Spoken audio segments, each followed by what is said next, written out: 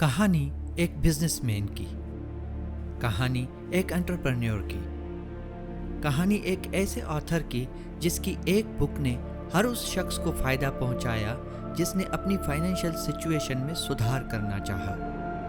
कौन है वो शख्स? Never say, I can't afford it. My rich dad forbade his son and me to say the words, I can't. He says, ask yourself, how can I? The reason I have so much money is because I don't say I can't do it. I just go, how can I do it? And I just go and do it. आमतौर पर life में सबके एक father होते हैं, पर मेरे case में ऐसा नहीं है। मेरे दो फादर हैं, एक जो बहुत अमीर और एक बहुत गरीब है। एक फादर ज़्यादा एजुकेटेड और इंटेलिजेंट हैं, उनके पास पीएचडी है, उन्होंने टॉप यूनिवर्सिटी से अपनी हायर एजुकेशन कंप्लीट की है।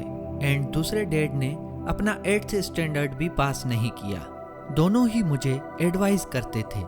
दोनों की एडवाइस काफ़ी डिफरेंट थी। दोनों ही एजुकेशन में स्ट्रांगली बिलीव करते थे, बट दोनों का पर्सपेक्टिव बहुत अलग था। अगर मेरे पास एक डैड होते तो मुझे उनकी एडवाइस या तो एक्सेप्ट करनी पड़ती या तो रिजेक्ट। पर दो डैड्स होने की वजह से मेरे पास ऑप्शन था कंपेयर करने का। दो डैड की एडवाइस लेने से पहले मैं बहुत सोचता था, कंपेयर करता था और फिर चूज करता था। क्योंकि दिक्कत वाली बात ये थी कि रिच डैड न तो अभी ज़्यादा रिच बने थे और ना ही पुअर डैड ज़्यादा पुअर। दोनों ही अपना करियर स्टार्ट कर रहे थे, लेकिन दोनों डैड की पैसे को लेके अलग अप्रोच थी। एक डैड कहते थे पैसा हर परेशानी की जड़ है, और वहीं दूसरे कहते थे पैसा न होना हर परेशानी की जड़ है। एज अ यंग बॉय दोनों डैड्स की बात सुनना मेरे लिए काफ़ी डिफ़िकल्ट था, पर एक अच्छा बेटा होने के नाते मुझे सुनना चाहिए था। पर दोनों का पैसे को लेकर एक्सट्रीमली ऑपोजिट पर्सपेक्टिव होने की वजह से मैं पैसे को लेकर ज़्यादा बेताब हो गया और घंटों तक दोनों की एडवाइस के बारे में सोचता था। सबसे बड़ा रीज़न जिसकी वजह से अमीर लोग और अमीर होते जा रहे हैं और गरीब लोग और गरीब एंड मिडिल क्लास कर्जे में फंसते जा रहे हैं, क्योंकि मनी का सब्जेक्ट हमें स्कूल में नहीं घर पे पढ़ाया जाता है। हम जितना भी पैसे के बारे में सीखते हैं वो पेरेंट्स के थ्रू ही सीखते हैं। तो गरीब पेरेंट्स अपने बच्चों को पैसे के बारे में क्या सिखाते हैं? स्कूल में रहकर मेहनत करो, अच्छे मार्क्स लेकर आओ। आपका बच्चा अच्छे मार्क्स तो लेकर आ जाएगा, बट उसकी फाइनेंशियल प्लानिंग और माइंडसेट बहुत पुअर होगा। लेकिन मुझे एडवाइस देने वाले दो डैड थे जिनसे मैंने बहुत कुछ सीखा। जैसा कि मेरे एक डैड कहते थे मैं ये नहीं खरीद सकता, और मेरे दूसरे डैड ने कहा कि इन वर्ड्स को रिप्लेस कर दो, मैं ये कैसे खरीद सकता हूँ। अब यहाँ पे आप नोटिस करना, मैं ये नहीं खरीद सकता, ये बोल्ड स्टेटमेंट है। मतलब ये ऑलरेडी डिसाइड हो गया है कि मैं ये नहीं ले पाऊंगा। और दूसरा स्टेटमेंट क्या है? मैं ये कैसे ले पाऊंगा। जब आप क्वेश्चन पूछते हैं तो आपके ब्रेन को काम करना पड़ता है। मतलब बेसिकली ये आपके ब्रेन के लिए पुशअप्स की तरह है। क्वेश्चन हमेशा सोचने पर मजबूर करते हैं, और जितना ज़्यादा आप सोच रहे हैं उतना ज़्यादा आपके ब्रेन की एक्सरसाइज हो रही है। एक डैड कहते थे कि मन लगा के पढ़ाई करो तो अच्छी जॉब मिल जाएगी। वहीं दूसरे डैड कहते थे कि मन लगा के पढ़ो ताकि तुम एक अच्छी कंपनी खड़ी करके जॉब्स दे सको। एक डिनर टेबल पे पैसे और बिजनेस की बातें करते थे, और वहीं दूसरे डैड पैसे और बिजनेस के टॉपिक को अवॉइड करते थे। अब एक डैड अपने घर को सबसे बड़ा एसेट मानते थे और दूसरे अपने घर को लायबिलिटी मानते थे। दोनों ही डैड बिल्स भी भरते थे। एक डैड बिल पहले भर देते थे और एक लास्ट में। अब इस पूरे प्रोसेस में मैंने ये सीखा कि कैसे थॉट्स एक आदमी की लाइफ को बनाते और बिगाड़ते हैं। फॉर एग्जाम्पल कि मेरे पुअर डैड जो कि मेरे रियल डैड थे, वो हमेशा कहते थे मैं कभी भी अमीर नहीं बनूंगा, I will never be rich. और देखो आज ये रियलिटी है। लेकिन मेरे रिच डैड जो कि असल में मेरे दोस्त माइक के डैड थे, वो हमेशा से अपने आप को रिच मानते थे। जब वो एकदम गरीब थे तब भी वो कहते थे, I am a rich man. गरीब या रिच होना चॉइस है, आप मानो या ना मानो। एट द एज ऑफ 9 मैंने डिसाइड किया कि मैं अब से अपने रिच डैड से सीखूंगा और पुअर डैड की सारी एडवाइसेस को इग्नोर करूंगा। और इस एक डिसीजन ने मेरी जिंदगी बदल दी। रिच डैड ने मुझे 30 सालों तक सिखाया और फाइनेंशियल नॉलेज दी।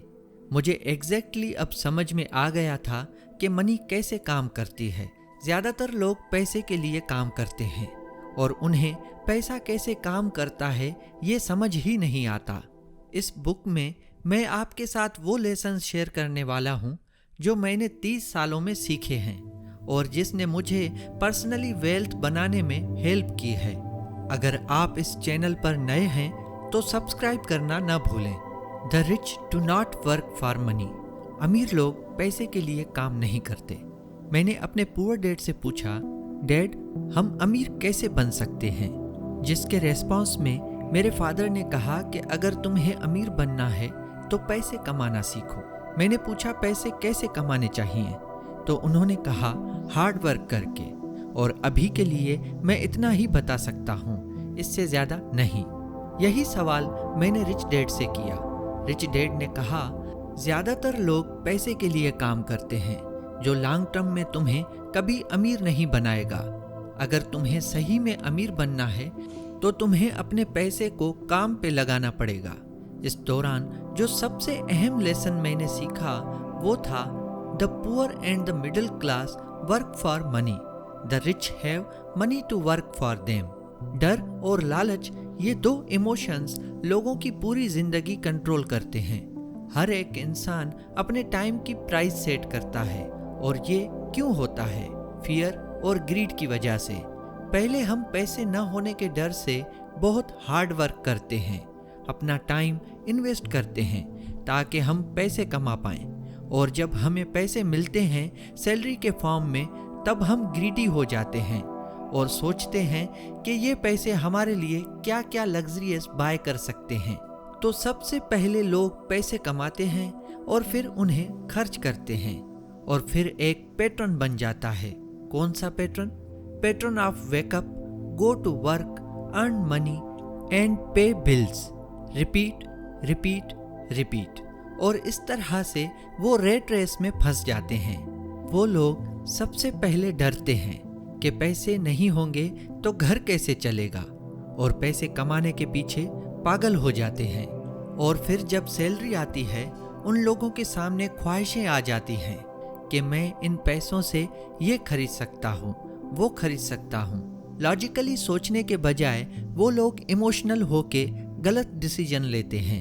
ऐसा नहीं है कि अमीर लोगों की डिज़ायर्स नहीं होती, अमीर लोगों की भी डिज़ायर्स होती हैं, लेकिन बहुत कम लोग होते हैं जो वेल्थ को एक्चुअली रखना जानते हैं और वो लोग डिज़ायर एंड फियर से फ्री होते हैं। पुअर और मिडिल क्लास पैसे को इम्पोर्टेंस नहीं देते क्योंकि वो पैसे के अच्छे तरीके समझते ही नहीं हैं। मेरे पुअर डैड हमेशा से ही कहते थे कि मैं पैसों के लिए काम नहीं करता हूँ, मुझे मेरी जॉब पसंद है इसलिए मैं काम करता हूँ। पर सच तो ये है कि उन्हें फाइनेंशियल नॉलेज नहीं थी और पैसे कैसे कमाने हैं उसका तो कोई आइडिया ही नहीं था। अपनी कमजोरी को छुपाने के लिए लोग ये कह देते हैं कि पैसा इतना इम्पोर्टेंट नहीं है, पैसा बड़ी बुरी चीज़ है, अमीर लोग बुरे होते हैं। बहुत सारे लोग कहते हैं I am not interested in money. असल में इमोशंस ही हैं जो हमें ह्यूमन बनाते हैं, तो उन्हें अवॉइड नहीं कर सकते। पर यहाँ पे प्रॉब्लम तब आती है जब लोग इमोशनली डिसीजंस लेते हैं। आपको हमेशा अपने लॉजिकल ब्रेन से डिसीजंस लेने चाहिए। लोग जॉब इसलिए करते हैं ताकि वो बिल्स भर सकें, रेस्पॉन्सिबिलिटीज पूरी कर सकें। तो क्या ये गलत है? बिल्कुल भी नहीं। जॉब करना गलत बात नहीं है, पर जब तुम फियर के इमोशन से जॉब करने का डिसीजन लेते हो वो गलत है। अपने आप से पूछो कि क्या ये लॉन्ग टर्म पैसे की प्रॉब्लम को ये शॉर्ट टर्म जॉब सॉल्व कर सकती है? इस सारी बात का मकसद ये है कि थिंक लॉजिकली नॉट इमोशनली। अब मेरे पुअर डैड को ही देख लो, रोज सुबह उनका मन हो या ना हो उन्हें जॉब पे जाना पड़ता है। मेरा ये मानना है कि काम करना चाहिए, पर खुशी से, ना कि किसी डर से।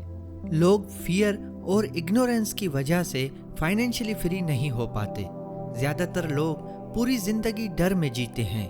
उन्हें सिर्फ pay cheques, bills and flashy things दिखाई देती हैं। Why teach financial literacy? ज्यादातर लोगों के जहन में ये सवाल होता है कि मुझे पैसे कमाने के लिए क्या करना चाहिए, मुझे कहाँ इन्वेस्ट करनी चाहिए। यहाँ पे मेरा कहना ये है कि लोग मनी पे ज्यादा फोकस करते हैं, पर एजुकेशन पे नहीं, फाइनेंशियल लिटरेसी पे नहीं। अमीर लोग एसेट्स खरीदते हैं और मिडिल क्लास अपने लिए लायबिलिटीज खरीदते हैं जो उन्हें एसेट्स लगते हैं। रूल नंबर 1, सबसे पहले आपको एसेट्स और लायबिलिटीज में फर्क पता होना चाहिए और उसके बाद आपको एसेट्स खरीदने चाहिए। आइए जानते हैं कि एसेट्स और लायबिलिटीज में क्या फर्क है। जो चीज आपकी जेब में पैसा डाले वो एसेट है और जो चीज आपकी जेब से पैसा निकाले वो लायबिलिटी है। अगर आपको जिंदगी में अमीर बनना है तो लायबिलिटी के मुकाबले में आपके एसेट्स ज्यादा होने चाहिए। इससे फर्क नहीं पड़ता कि आप कितना कमाते हो, फर्क इससे पड़ता है कि आप कितने पैसे बचाते हो। इमेजिन करें एक कपल है, उन्होंने शादी कर ली है और दोनों हार्ड वर्क करके पैसा कमा रहे हैं। शादी के 2-3 महीने के बाद ही वो लोग होम लोन लेकर घर खरीद लेते हैं। इसके साथ साथ लग्जरियस पर भी खर्च करते हैं। EMI टाइम टू टाइम भरते हैं, फिर कुछ महीने में कार खरीद लेते हैं, फिर उसकी भी EMI शुरू हो जाती है। अब उनके घर पे एक बच्चे का जन्म होता है और अब आप देख सकते हैं कि कैसे उनकी शीट लायबिलिटीज से भरती जा रही है। अब वो और ज्यादा हार्ड वर्क करते हैं ताकि अपने स्टैंडर्ड और लिविंग को और हाई कर सकें। फिर बारी आती है क्रेडिट कार्ड की। वो लोग क्रेडिट कार्ड यूज करते हैं और कुछ टाइम में क्रेडिट कार्ड मैक्स आउट हो जाता है। अब यहाँ ये लोग फंस गए। अगर ये कपल अपने आप से सवाल करें तो उन्हें ये एहसास होगा कि वो कितने अननेसेसरी के खर्चे करे जा रहे हैं जिनकी उनको जरूरत ही नहीं है। लेकिन क्योंकि सोसाइटी में स्टेटस गेम खेलना है, इसलिए वो लोग बिना सोचे समझे खर्च किए जा रहे हैं। अपने आप से ये सवाल करें, जब मैं एक्चुअली काम करना बंद कर दूं, तब मैं अपने पैसे से कितने दिन सरवाइव कर सकता हूं? और वो मेरी असल वेल्थ है। हमारी सबसे बड़ी दिक्कत ये है कि हम हमारी लायबिलिटीज के कॉलम को टॉप पर रखते हैं और एसेट के कॉलम को इग्नोर करते हैं। आपको हमेशा काम करते करते अपने बिजनेस को भी जहन में रखना चाहिए। मतलब जॉब तो करो ही, पर उसके साथ साथ अपने एसेट्स को भी धीरे धीरे ग्रो कराओ। फिर जैसे जैसे आपके एसेट्स ग्रो होंगे, वो पैसे से आपके मंथली एक्सपेंसेस को कवर करो। हमेशा याद रखें, अमीर लोग एसेट्स खरीदते हैं, गरीब लोग सिर्फ खर्च करते हैं और मिडिल क्लास उन लायबिलिटीज को खरीदते हैं जो वो सोचते हैं कि ये एसेट्स हैं। 47 की एज में मैं रिटायर हो गया। रिटायरमेंट का मतलब ये नहीं है कि मैंने काम करना छोड़ दिया, मैं अभी भी काम करता हूँ।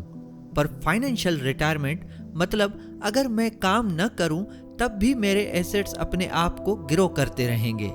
एग्जाम्पल के लिए, आप एक ट्री को पानी देते हो जब तक कि वो बड़ा न हो जाए, लेकिन एक बार जब वो बड़ा हो जाता है, तब अगर आप उसे पानी नहीं भी दें तब भी वो आपको फ्रूट देता रहेगा। अगर आप अपनी करंट फाइनेंशियल स्टेट को बदलना चाहते हैं तो आपको अपने पैसे को अलग तरीके से संभालना शुरू करना होगा।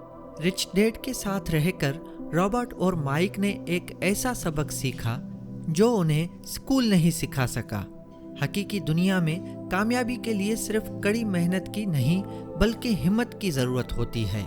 जब आप हिम्मत को पैसे की नॉलेज के साथ जोड़ते हैं तो आप अपॉर्चुनिटीज को फौरन पहचान सकते हैं और सभी का ज्यादा से ज्यादा फायदा उठा सकते हैं। तो बस इतना ही। रॉबर्ट कियोसाकी के रिच डैड पुअर डैड के इन लेसन्स को याद रखें। मुझे उम्मीद है कि इस वीडियो को देखने के बाद आप पैसे के बारे में काफ़ी कुछ सीख चुके होंगे। अगर आप सक्सेस के बारे में एक और कहानी सुनना चाहते हैं तो थिंक एंड ग्रो रिच की समरी को ज़रूर देखें। वीडियो को लाइक और शेयर करें और कमेंट करके बताएं कि आप और किस बुक की समरी को देखना चाहते हैं। इस वीडियो को लास्ट तक देखने के लिए शुक्रिया।